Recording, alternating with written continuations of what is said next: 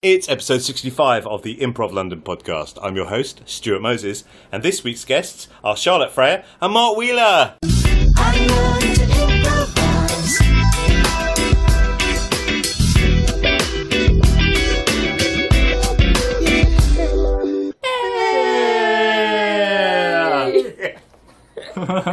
Good that we did a dance move. That will translate.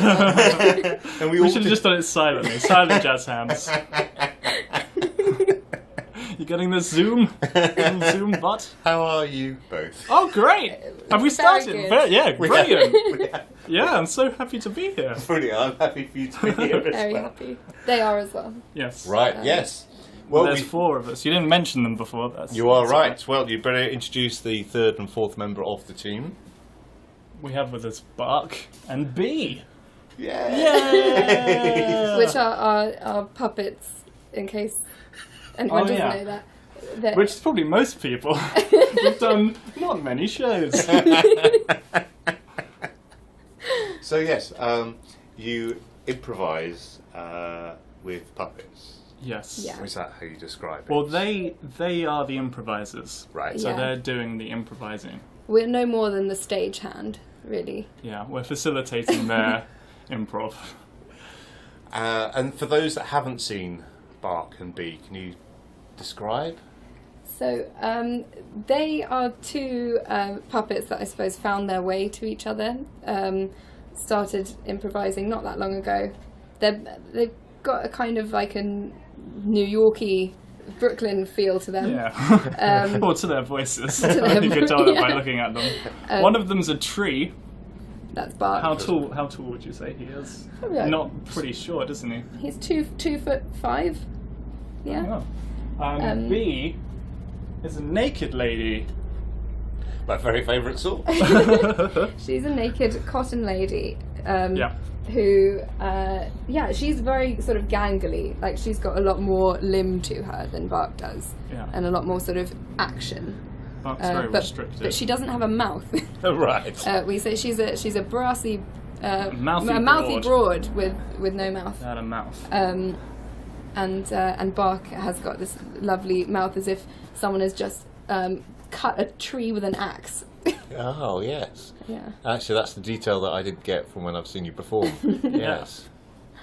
So you can see them up close. All the detail. All the detail we have to offer. So why Brooklyn? Well, B didn't have a voice for a long time. Yeah, she was just a mute sort of dancer almost, and then one day she started recording YouTube, like a YouTube channel which was intended for my textiles students, but I never put it on YouTube. I just recorded her giving facts about textiles. Right. Okay. And thought, that might be a fun character for their revision, and then it just stayed like that. And then Bark Copied it. but did it better. But made it a bit more gruffer. Yeah. And really sort of, yeah. I mean, I always feel like I'm actually copying, like, B is copying Bark as much as. Well, they influence each other a lot. They spend most of their time with each other. Too much time, perhaps. Yeah. They both hang out on opposite sides of the bedroom, and probably talk to each other a lot when we're not there. Yeah, I assume so. I assume that's what's going on. Yeah. We are available for questioning if you'd like to talk to us too. I mean, you're asking these two when we're right here. I mean, we could just talk about ourselves if you like. Yeah. Do you have any questions about how we got into improv? Oh yes, good. That's a good thought. How did you get into improv? Well, what a wonderful question. Totally unexpected. Oh, that's actually quite a stumper. Little tree humor for you. Good one. Oh, thank you. Let me think. How did we get it? Well, we didn't know what improv was, and then we were just kind of playing together, role playing, PG role playing, just like playing wacky characters who all sounded the same. And games. We're quite good at games. the mind Yeah, we like meld games. because of how much time we spend together. That's true. And then these two people who we live with, Mark and Charlotte, saw us doing that. And they were like, hey, why do you guys are doing improv? So maybe you should do that in front of people. And we've done it now a few times. We think it's going okay. Yeah. We got a podcast. Which we did not at all try and infiltrate. No. So Mark and Charlotte were improvising before Bark and B. Yes. Yeah, we were. Yeah. I started we both started in 2015. Yes. I We're had both done- like hoopla people, Yeah. although I didn't start with improv.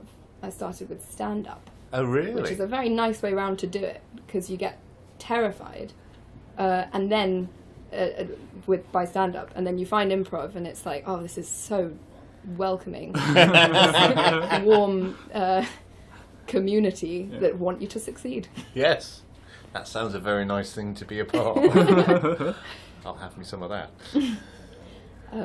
Yeah, so we actually did our hoopla courses simultaneously, and met after one of our course.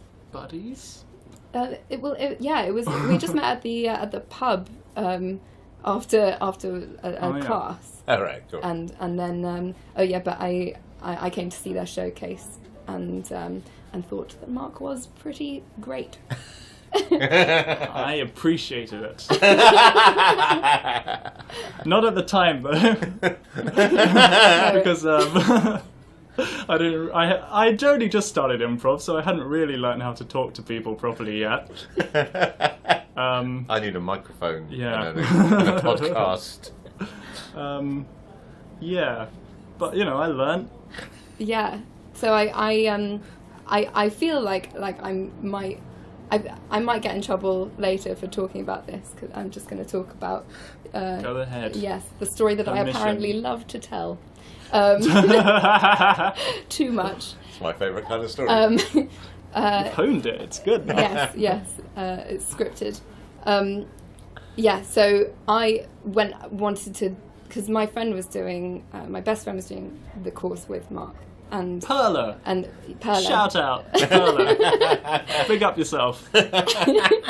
And she was they did a few scenes together that were just beautiful, and I thought, oh my god, they're in love, and there's so much stage chemistry there.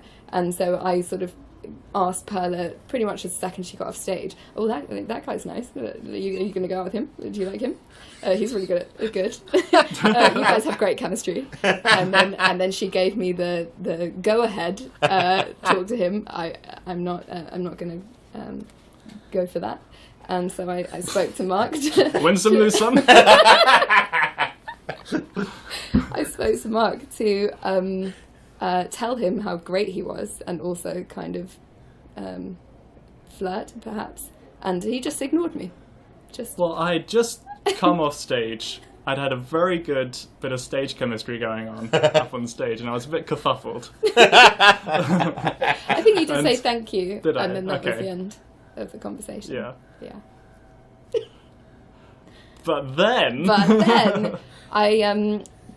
their group started a group called Ahoy. Yeah, so after we had finished our beginners and performance course, we started a group who we stayed together for over a year, like a year and a half. Wow. We did no shows, So much rehearsal. just rehearsing every week. Right, okay. Yeah, so it was a few of us, including Steph from Goose. Oh, right, yeah, Shout cool. out, big up yourself. And Dan Luxton And from Dan Luxton from Duck Goose. Cool. And then Charlotte started coming. Yeah. And then that's how we became an improv duo and Yeah. a life duo. So they kind of trained me in improv, because I'd never done it before, and taught me all the things that I needed to know. And I've actually just finished my first improv course Wow. now, which I did with Maria. And they had their showcase last week, which I sadly couldn't go to.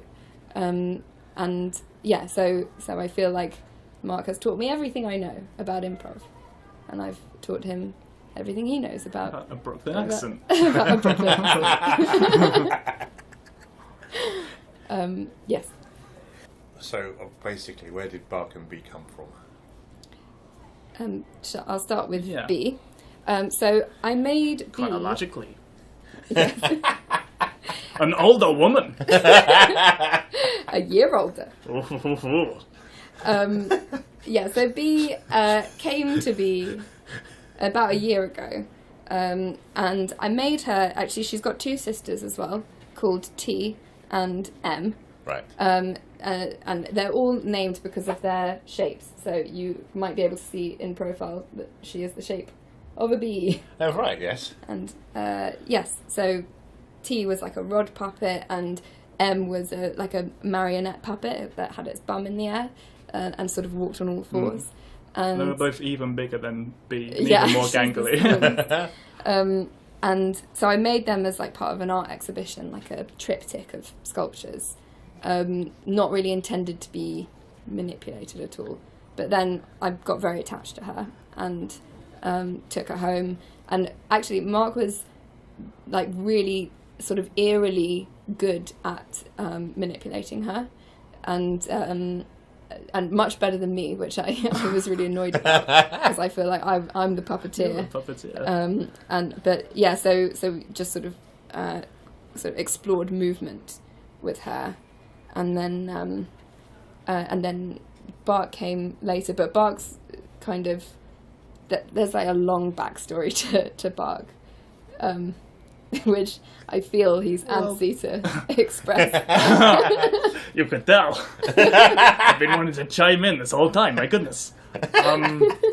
Well. Basically, long story short, I'm from another dimension. It's kind of a fantastical land called the Four Kingdoms, where there are Ents and animal people and orcs and that kind of thing. I was walking through the forest, minding my own business. So I was a real tree. Okay. I'm made of cotton now, but back in the day I was a real tree. And I fell through a portal. I did not mean to fall through the portal. It was an accident. And wound up in this body. With this accent. I didn't have this accent before. I don't remember what it was, but I'm sure it wasn't this. We don't have a New York. In the Four Kingdoms. Yeah, so I think around So the yeah, time... So I wound up in this body. I think at the same time, so I started making Bark about 9 months after I made B, and it was because so Mark kind of conceived of this sort of, what is it, like a kind of Dungeons and Dragons style? Kind of. It's very Dungeons and Dragons light. Yeah. I haven't read any books or anything, but I made this world that we could play before me and Charlotte lived together. When we would talk on the phone, we wouldn't talk about real things. We'd just play role-playing games. I had a 20-sided die that every time Charlotte wanted to make a decision, I would roll it and see how that turned out. I've really learnt D&D through osmosis. That's not how it's actually done, I don't think. No, neither of us are that sure to this day. But there was a character. The character that Charlotte played in that was called Trish. Patricia, the incurably curious. And that's her full title.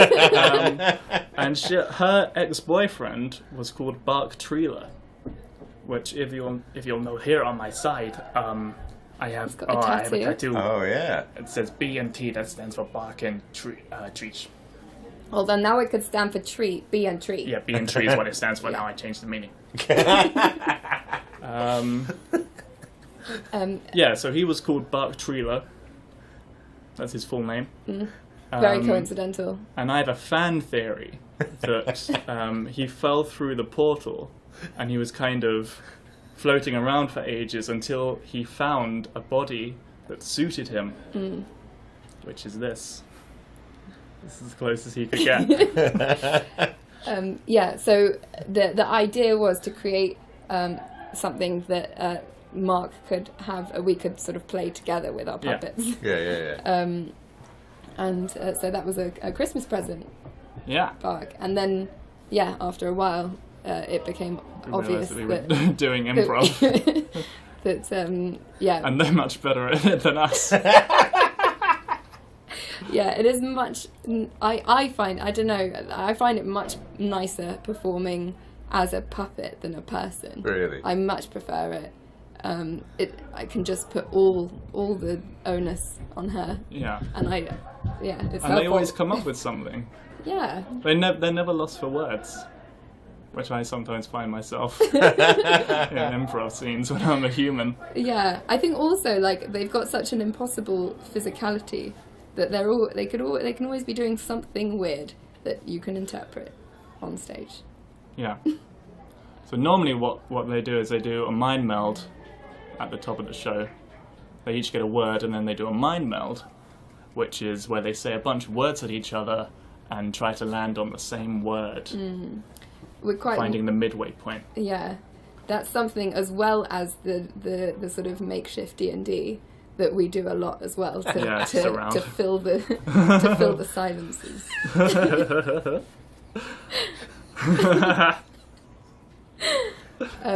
So we became quite adept at the mind meld.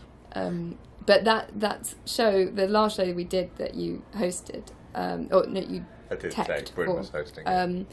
that was like that we've never got it in one before. That was the first time we've ever got the mind meld in one, and it's just as exciting for us. Well, more so probably than it is for the audience. Yes, it's an interesting. Especially because they don't. If you get it in one, then people who don't know what a mind meld is haven't really seen your workings. Yeah. So to them, we've got a word each, and then said another word at each other, and then just started improvising. Yeah, it was quite interesting. You've taken what some people might say you should probably do off stage. Yeah. As your warm up, but you just put it on stage. Yeah. Well, we don't often have time. Actually, with warm ups, I think we get a bit like jinxy about them because sometimes when we do our warm ups, or if we do a scene as a warm up, we're like, oh no, that was good. That was too good. Yes. And then nothing in the show is that good. Yeah. I do a bit of role playing, and some people are like that with their dice rolls. Oh yeah, they will never roll the dice before the game because they think, oh, I've used that up now. I should save that for the actual game. So it's an unconscious parallel. You'll roll out your luck. Exactly. Yeah. So I've seen you a couple of times now, and what I really enjoy is the fact that even though Bark and Bee are ostensibly, visually, a naked cotton woman and an interdimensional tree. Oh, you can tell that just by looking. I didn't have explained myself. I still see them as other characters when you're playing them. Yeah. In the way that when you were watching somebody do it, an actor or inhabit a role, I could still see them playing characters. I think it's amazing. That's very kind of you. Thank you so much. Because we've been told we have very little range. I think what we lack in vocal range, we make up for with our gesticulations and the characters that we inhabit visually. Although at some point I will always play an older Jewish lady. That's my go-to. Yeah. So B tends to do a crazy bit of physical action, and then Bark will respond to that. And then that's how we do our scene. Although Bark's got his own go-to action as well. His go-to action is this. Which is as if he's just sort of raising his hand and bouncing up and down, which I've taken to mean he's on a train. He's on a train. Do you see this? He's on a train. But I do try and. But that's all he's really got. It's quite limited. He can also. He can pop he's got this. I haven't done this in a show yet. I really want to do this. So he's got a popper with his two hands and two branches. Yes. Branches. Which makes him look quite disgruntled or pious. Oh yes. Oh yes. I hope that pop came through in the recording. He's got the head tilt. Yeah, he does that a lot. He's very good at that. He's got some tood. So once you've done the warm up on stage, so is it B strikes a physicality and then Bart responds? Normally, yeah. So it's always based off of the word that we've landed on. So either B will do something relating to that word, or she will do a random action, and then Bart will link in that word in his reaction to her. Yeah. It's very easy. It's I suppose there's no pressure to do an accent or to do anything else really, because you know that you know what you're going to come in with. Right. Yeah. And so it feels a little bit less nerve-wracking. Yes. Than old regular improv. Yeah. What? I'm going to put my puppet back together after that. B just slapped me, people at home. Why? Oh, good question.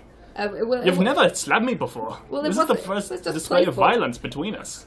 It was. Normally, that's everybody's go-to when they pick up a puppet. They either make them fight or have sex. That's what I've noticed. Mm. How do you feel about other people handling your puppets? Nobody handles this. No, although after a show, people I once often said it was request... okay for somebody to touch my boob. Yeah, I didn't like that. Me neither. Brock did not like that. Neither of us did. So now I keep them to myself. Invasive. That's a weird request to get after a show. Yeah. Well, they are comely. They are quite comely. Yes, I'm not. But still, it seems rather forward of your audience. Very, very forward. Especially because she looked passed out at the time. Oh, it's tiring after a show. Yeah. Well, they sleep right before and right after. Yeah, that's the thing. We don't know. Time. We don't know what's going on. We're asleep, and then somebody opens the bag we're in and says, "You're doing a show." It's very disorientating. And then we're like, "Oh, okay. We've had no time to warm up. We better do it on stage."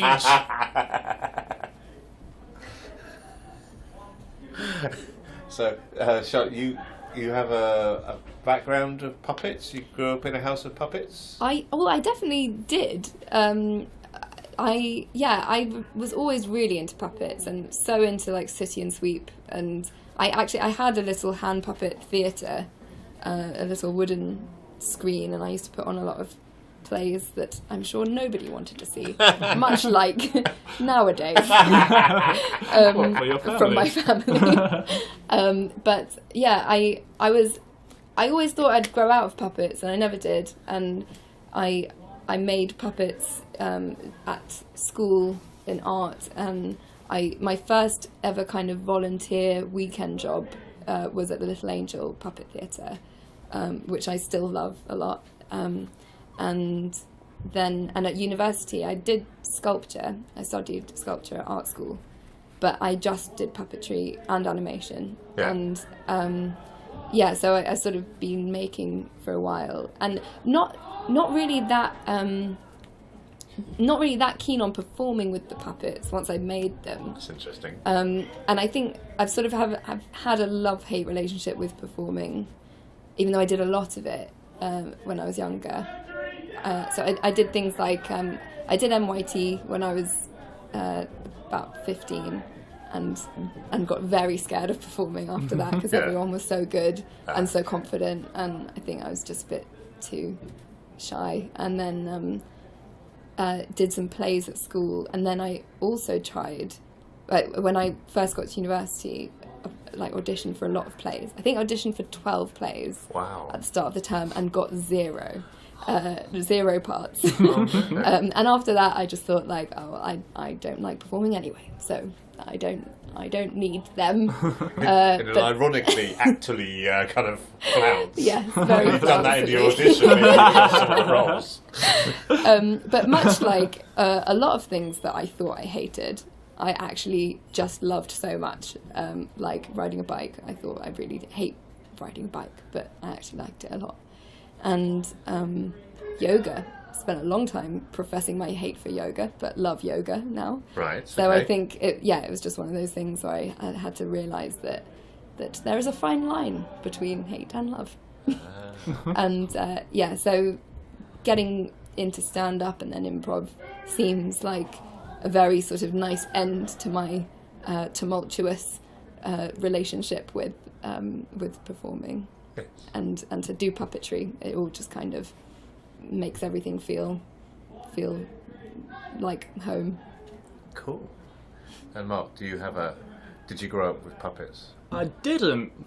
I had a puppet, but I didn't really like playing with it. I played with a lot of toys, and I always personified objects, and kind of everything was a puppet. Boxes that have lids that open. Wow. That's a mouth. One thing that I did notice that when we sort of met and started spending a lot of time together was that Mark would make puppets out of everyday objects, right. which I think are the best. Because I have type of no puppets. making skill. But I think that's a sort of I think either you have that or you don't. That sort of suspension of disbelief for inanimate objects, and like seeing everything as alive, and if you've got it, you can't really shake it. Yeah. It was bound to happen. Yeah. What sort of things would you animate? Books. Really? Books are good. Books are good talkers. Boxes. Tea strainers. Tea strainers are really good. The ones that you compress and they open. Oh, yes, like a crocodile type. Oh, pegs. Oh, yeah. Pegs are really good. But puppets, real puppets are much better. I much prefer I do think that Mark has like an animating gift. Right. Like everything is made real when it is manipulated by you. Thank you. Not you, Bark. Oh, sorry. I thought you had a cold and you said Bark. That's what it sounded like. Sorry. Yes, there is a similarity between Bark's name and Mark's name. It's weird, isn't it? Yeah. Yeah. I don't know if I never noticed that. It makes it easier for people to remember. Yeah, it makes it very confusing around the house, though. Yeah. Because often I'll be shouting Mark's name, but he won't respond because he I thinks... think it's on the Bark. Yeah. And will Bark respond? Almost never. It's very sleepy. It's a sleepy willow. Very good. Thank you. So, do you ever swap puppets? Oh, good question. That's something we want to do, and we will. So we're planning to go to Edinburgh next year, and at some point we're writing it now to get ready for next year, because we figure if we start now, by keen. next year, it might be all right. So at some point we want to do a Freaky Friday type character swap. Whoa! Where they say something in unison. Like, I wish you were me! Then lightning strikes. And then we black out while we awkwardly change puppets. And then I love being B. Yeah. She's got so much freedom. Mark is very good at And being she's so sassy. I really like physical aspect of B, but the accent, I'm not keen. I'm not keen on Mark's version of B. I'm a mouthy broad with no mouth. Let's hear your B. Why you make me so girly? So fluffy duck. But What does your bark I'm very sound good like? at bark. Go on, then. I did bark today, actually. Did you? Yeah, in front of my sister, who hated every second of it. Oh. But I, hello. Nice to meet you. What a lovely home you have. Is that what you said to your sister? Do you not think I'm real? I can't believe it. And your sister is how old? 30. Okay, fair enough. She has truly outgrown bits, but I've still got 2 years left to like outgrow. So I reckon that's it. That's why we're getting Edinburgh out of the way. It's like Logan's Run. You hit Yeah. 30 and then suddenly no more No more. puppets. Your puppets all float into the sky. So when you do the Freaky Friday swap, how is that? How does your I'm going to get there. So how does your portrayal of Bark differ when Mark is playing Bark as opposed to Charlotte's playing Bark? Ooh. Well, I guess if we're doing a Freaky Friday, then it would be Bart's consciousness inside B. So she wouldn't be B at all. We did actually talk about this. Yeah, this is we're still it's heavy Ironing in the out. development phase. Yeah, so we don't know whether we would swap voices or whether Mark would be inside B, but as Bark in B's body, and he'd just be like, "Whoa." What is going on? I'm so gangly. I've got more than 2 limbs and such boobs. Or would Charlotte be playing Bark in B's body? So the puppets have swapped. I think personality, I think the but not idea- voices. Yes. Like in a real Freaky Friday. Yeah. But I just want to play with B. So, I don't know. Yeah. I'm actually not really strong enough to open It's Mark's quite- mouth. Fuck. Yeah. You're not strong enough. Really. Tight-lipped. Yeah, he's got quite a heavy head. Being made of wood. Yeah, and Yeah. all of his branches. So I can't really manipulate him. I have to talk It's kind very of mumble. slowly. My name is Bark. That's kind of how I play him. And so have you, since you've been performing... sorry. Probably cut this laugh out. With Bark and B, have you done any improv without them? And has it affected the way in which you've performed without them? I think, yes, to both. We have a human group called Glow in the Dark that is us and Steph and Dan from TDG. Cool. And is this another group where you're going to rehearse for a year but not actually do it? We've done performances? 2 shows, I'll have you know, Mr. Moses. I've actually only done. They did one the Yeah. other day, but just the 3 of them because I wasn't there. But Yeah. so that's sort of we all of us, all 4 of us, have groups that we're in who we maybe prioritise, even though Glow in the Dark is like our core family group. That we do every week. Yeah. That came out of Ahoy. Yeah. And so we definitely want to do more human prov. Yeah. But that's sort of our premise for Glow in the Dark is very like fantasy based narrative. Yeah. One long story. Right. That's like a bit weird.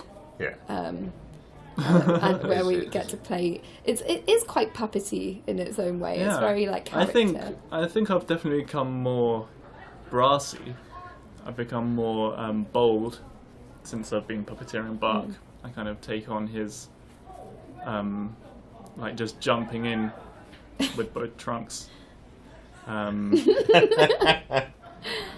just saying anything. I think also, I think B has made me more physical as well. Right. And more kind of, more able to say less and do more. Yeah. And not worry about, getting right in there with a character, but just maybe we always... Take some... Yeah, that's... So the format for Glow in the Dark, normally it will start... One of us will come out and do some space work. And then another person will come out and we'll do a 2-person scene. And then we'll do a story based off of that.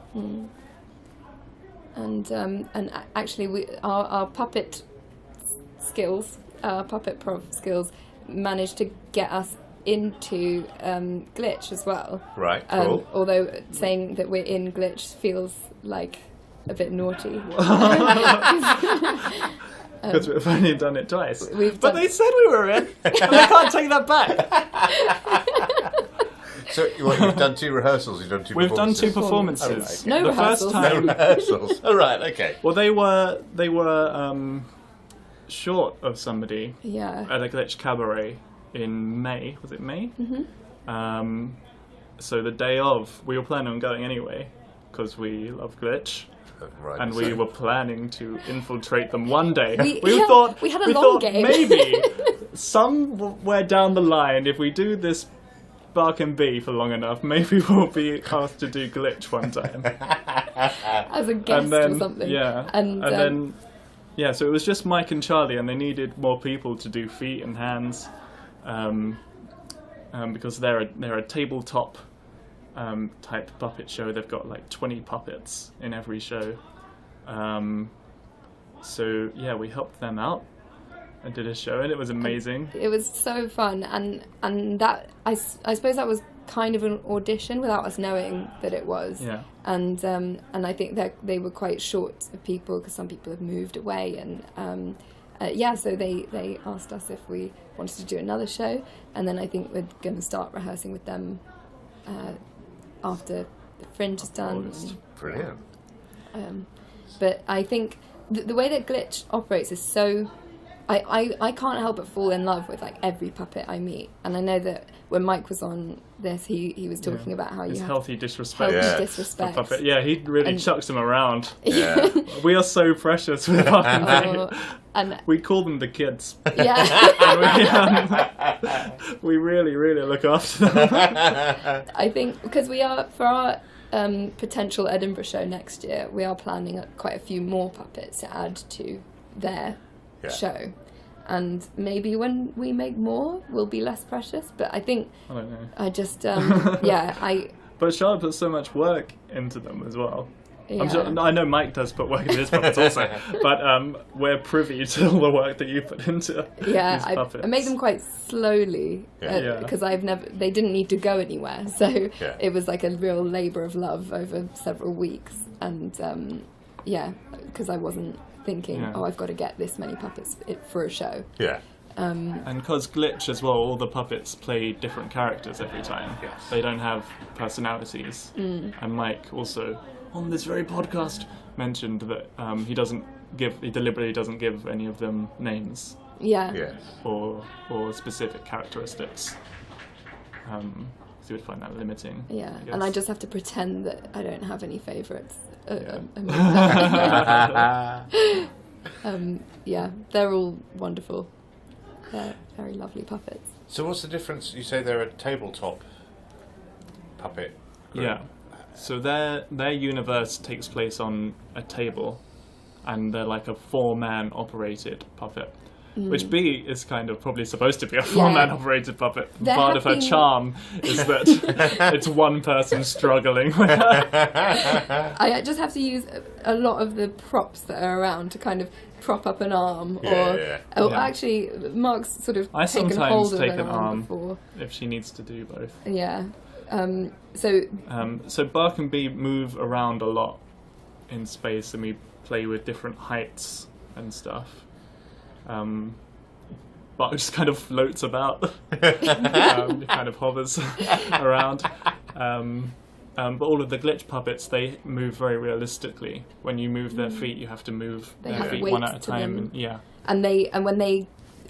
When Bee sort of changes a scene, she'll just sort of fly off into a new position. But with the Glitch puppets, when they climb off the tables or they sort of, if they are flying, then it's like they mention, "Oh, I'm flying." Yeah. And with Glitch, it's a narrative, isn't it? Yeah. Yeah. But when you do Bark and Bee, It's quite short, long form just sort scenes. of a montage of characters, like 3 or 4 minute scenes.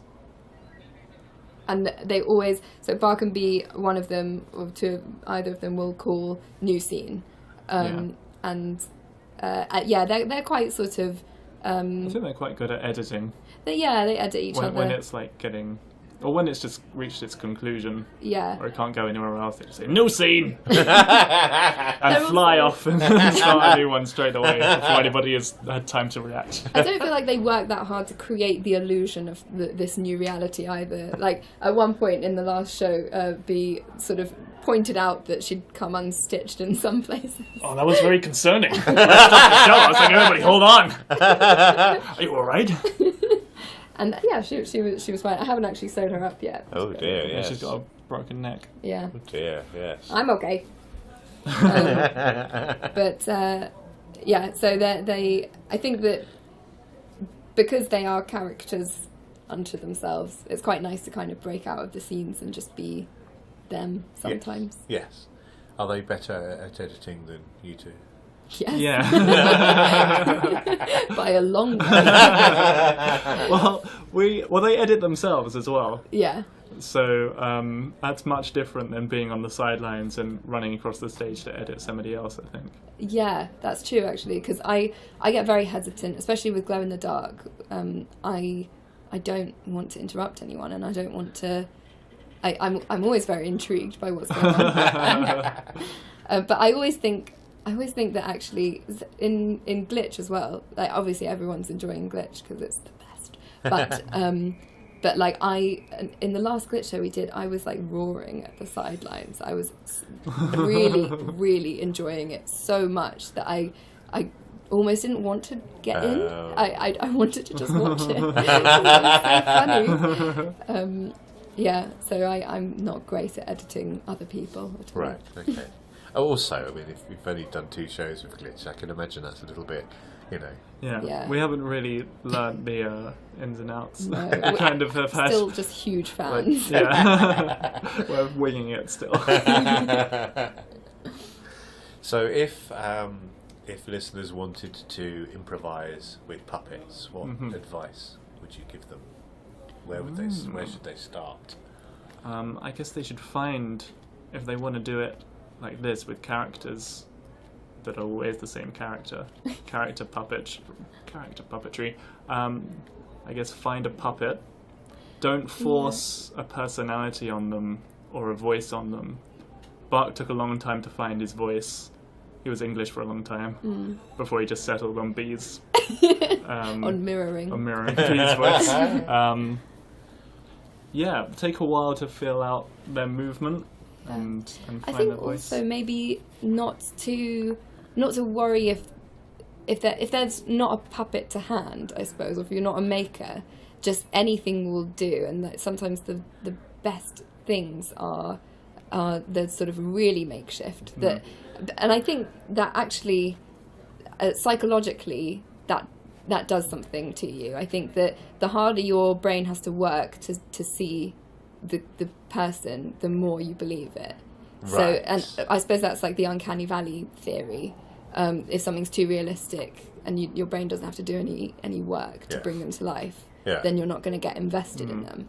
And so I think so I think Mike talked a bit about how he made a sponge, like a sponge puppet once, and I think that's great, like a household object. And now everyone knows tea strainers. Yes, great tea strainers. Puppets. I'm planning to make a puppet out of a pedal bin. Like so, kind of like a foot operated a foot pedal, like a bathroom metal bin. Yeah. Because it's already a puppet. I don't have to make it. Just some googly eyes. Yeah. And Charlie V. Martin's Dante show. Oh yeah. Have you seen any of the previews? I haven't. No. It's she's got. Well, Mike made her a puppet, but she's also made like these other puppets, which is one of them is. What's the cheese called? What character is he? Gloucester Gloucester. In King Lear. It's just a block of cheese with 2 googly eyes. And it's so funny when she brings it up. And Cornwall is just like a cardboard box with corn sellotaped onto it. So it's baby like a wall corn. of corn. But also But they're so characterful. so wonderful. Every time that cheese just slams onto the table, it's just the best thing. And also I think so Mike made this beautiful Cordelia puppet, which is like a proper Muppety puppet. Yeah. And I think I think they said that they were planning to make all 3 of the sisters puppets, but they hadn't got round to that in time for the preview. So the puppets were actually just rulers with like little cutout paper paper dolls almost on top. But they have so much like charm that I think that they're staying like that for the actual Edinburgh show. So yeah, I think just whatever you can find, whatever you feel has character in it, has life in it, just do something with it. A sock works very well. Yes. Concur. Co-sign. I'm still intrigued as to where B's accent came from. I too am intrigued. Well, you did that accent before B Did I? existed, yeah. I don't remember now. You've always There's liked very that very accent. few accents that I can do comfortably, and I think that kind of New York Jew is somewhere embedded in me. But oh no, I do know where it's from. Actually, this is another shout out. Very exciting. I have some family friends that I grew up with that I was friendly with when I was really young, and I remember them as these 2 lovely posh English girls, and then they moved away to New York and to Brooklyn specifically. And then when I saw them in my sort of early teenage years, and then I see them more in my adulthood, and they've just got the thickest Brooklyn accents possible. And when they say my name, they say Charlotte. And and they're so loud and wonderful and warm, and so I just wanted to bring some of their wonderful energy into B. You toned it down for B. Yeah. Be somewhere in the too middle. ridiculous for a puppet to talk like that. But they're not restricted to scenes that take place in Brooklyn. No, No. they're not. They haven't even acknowledged. I've never been to New York. This is one of my very few times out of the house, actually. Yeah. Same. I mean, I'm sure they've watched movies, but they No, and the scenes. I don't think we've ever done a scene in New York. Well, overtly. they might be, but it's always been in a more contained place. Yeah. Maybe like a swimming pool or a kitchen. Porch. Yeah. This could be a swimming pool or a porch in New York. That's true. Well, they don't really have porches in New York, do they? In the Fire city, I escape, guess. maybe. Oh yes, yeah, that's a good point. Yeah, but maybe now we will. We will keep that in the emergency. Yeah, fire escape. Add that one to the go-to. Bark has resumed his train. Oh, he could be movement. on a subway. Yeah. It could be on a subway or the overhead train. Yes. Is that what it's called? I don't know. Do they have those in New York? I'm not sure. I've never been either. It's not that important, really, for, I mean, it may sound like they come from there, but, Yeah, it's the New York of your imagination. absolutely. He's just readjusting Bark's eye. Just an affectionate eye twizzle. Oh. Oh. I love that. I'll do one to you. I don't want you to feel left out. Stuart, any eye twizzle for you, sir? Go on then. Oh, golly. Oh, that's good, right? Yeah, no, I think that's the right way around now. Good!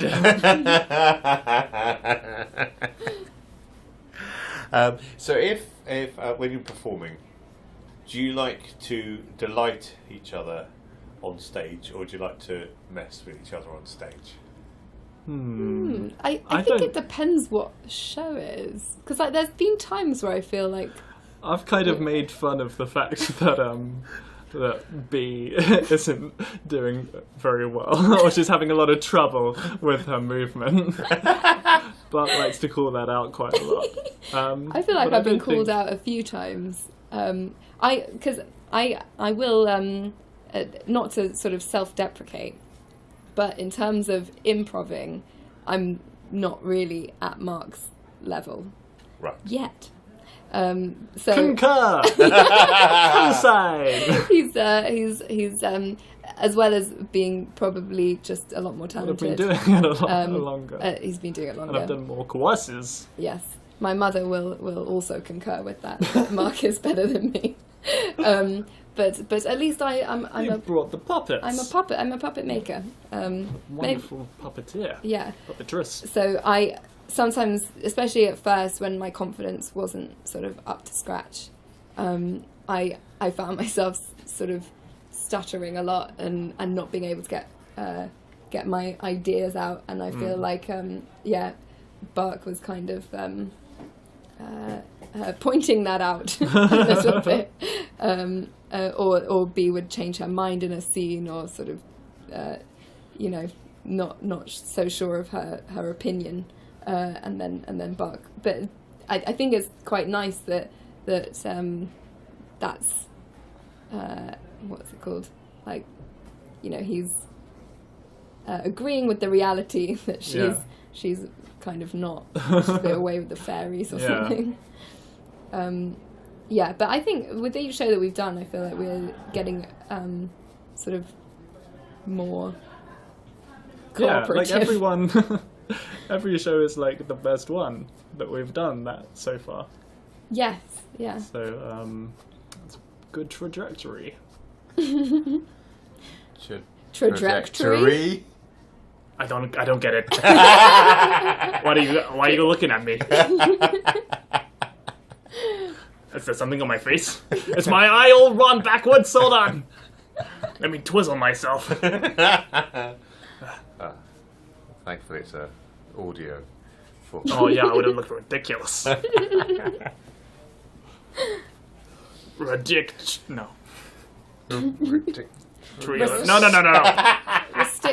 Restriction. No, sorry. We're at 56:29 if you want to cut that out. Timestamp. Note to Stuart. I quite like the reaching and then the failing to reach. Yeah, that's quite fun. There's quite a lot of tree puns in our sets. Yeah. Is there a lot of tree puns or puns in general in Mark's life? Yes. Oh, okay. That's Yeah, something we you do. brought to Bark rather than Bark has brought out of you. Yeah. I'm into playing with words. Yeah. I don't think that I'm always looking. I'm not particularly better at puns than anyone else, but I'm always just looking for them. I'm vigilant. I did read a text exchange between us, and there wasn't a single line that didn't have some sort of word play in it, or some sort of invented word. Mm. It's very nice. It's very nice to witness on a daily basis. Yeah, I think it's really interesting how you've taken this fantasy world and you've translated it into a performance on the stage. I think that's really interesting. I think that's really rich. You've got a lot of things you can mine there. Yeah. I think that Bark's been looking for a way to express his background, his his rich background. Well, nobody really knows. I've lived a whole life. Yes, how can you introduce the backstory into some long form scenes? In a 15-minute set. Yeah. Maybe we need to save that for the Edinburgh show. Yeah. I think, we're planning to do like a shadow puppet origin story for both of them. Yeah. At the start of the show. So, we'll literally shadow Will puppet. be so they won't Be be like- these actual puppets. We'll make paper cut-out versions, I think. Yeah. Wow. And then have them behind a screen Oh, that's And, beautiful. and show him falling through the portal, Yeah. floating around in As well space. as that, I think that the characters that the extra puppets that we'll introduce will give. So we're thinking of putting one of Bee's sisters from that exhibition into the show. Brilliant. And also Charlotte's working on a fish puppet at the moment. That's like an angular fish. Right. who's their technician Or tech fishing. or technician. So an angler fish is one of those fish that live really deep in the ocean that has the light bulb on the head. I'm aware of it from You may Donkey Kong remember Country from- 2. From what, sorry? Donkey Kong Country 2. Okay. Where he's swimming through some of the underwater levels. A fish comes along and lights the way. Does he really? That's very cool. We'll get that game Yes. on one of our many retro systems. Yes. It's the fish from Finding Nemo as well. Ah, right, yes. Or the fish from David Attenborough. From David Attenborough. Yes. That His fish, his pet specific fish. one. Yeah. Yeah, and his his like their unpaid intern technician.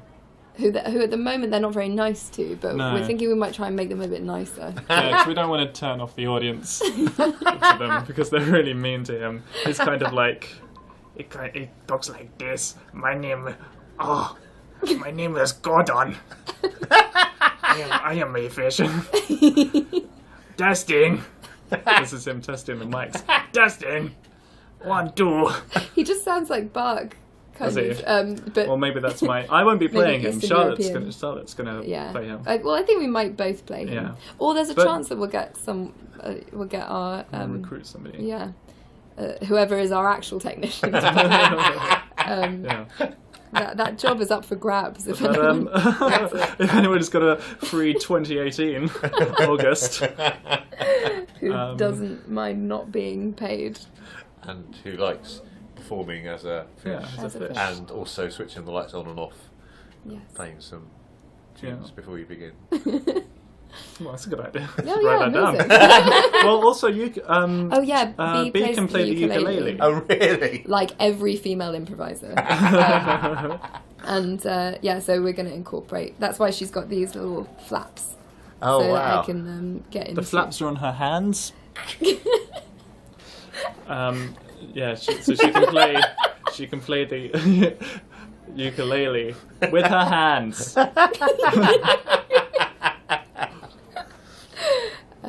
Yes, and There's a video of that on our Facebook group. On our yes. Facebook page, if anybody would like to check that out. At Bark and B, no ampersand. Oh, yeah, sorry. Oh, I'll do that a bit later. But, but also what I wanted to say was that Bart kind of has more... I think there's going to be something in the show that's like indicates Bart's backstory as well. Right. Something, some kind of Oh, yes. acorn or conquer Of truth. of truth. Well, so that's him So- when he was young, when he was... Well, or Back in perhaps, time, perhaps or- an ancestor. Yeah, something that birthed him into what you see now. But there's a lot of things to There's be lots of worked out. ideas Yeah. between now and next year to sort out. But I love all this mythology. I love, I've seen you perform and they're great scenes and I really enjoy them. But then hearing that there's these kind of stories behind them, and that's like, I find that really exciting and intriguing. Yeah, they're steeped in canon. Exactly, I think that's what it is. If people are fond of that, there's a lot of nerds in improv. There are. And We should give them their own like a Wikipedia thing. I think we'll With all have of to this. eventually, or maybe some sort of Wikipedia. I still don't understand. You guys keep looking at me. Sorry, go on. yeah. I think maybe some sort of program is in order. Like a CD-ROM. Yeah, or maybe one of. Sorry, I've just noticed that this word of muff Leaflet. leaflet has fallen out. Fallen Maybe out of something my- like this with a Maybe something like that. with a long backstory. Yeah. And less sort of Well, without the bird's head. without that peacock, whatever that is. Yeah, it's a peacock with a beak. Well, there's a lot of visual stuff in this episode. I feel like I'm gonna need to have like a slideshow. Let's make a PowerPoint to go along with this. so you can play along at home. Click the button. Ow. Well, I feel we should probably leave the final message to Bark and Oh. what is it? What's their message to the It's a world? message to the world. Oh, it could be profound, or it could be a plug. Hold on. What's okay. You plug and I'll think of something profound. Okay, so if you would like to see details about shows and things, we are at Bark and Bee on Facebook.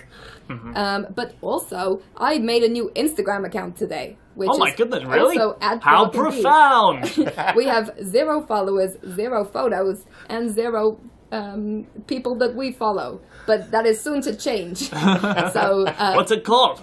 at Bark and Bee. Really? No, Oh, it wasn't taken? no ampersand.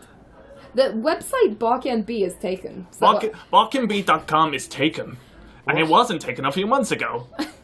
There's some kind of improv website sitter going on out there. What do they possibly hope to gain? Maybe they want in. Maybe they want in. It's like, you've got the puppets and everything. I mean, it's not me, but I'm imagining. Well, you just said you, I Stuart. did just I don't say know what me. you're I want in. All I can offer is barkandbee.com. Not barkandbee.co.uk. Yeah, that's fine. No, we're going for it. We're getting .net. Barkandbee.net coming soon. Nobody steal it, please. Don't say that. There's nothing will come of it. We'll have to do a .org and be non-profit.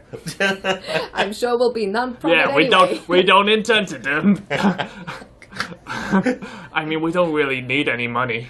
No. What could we need money for? No, God, all that we I got need. each other. Profound. That's my profound thing. I made this. That's improv.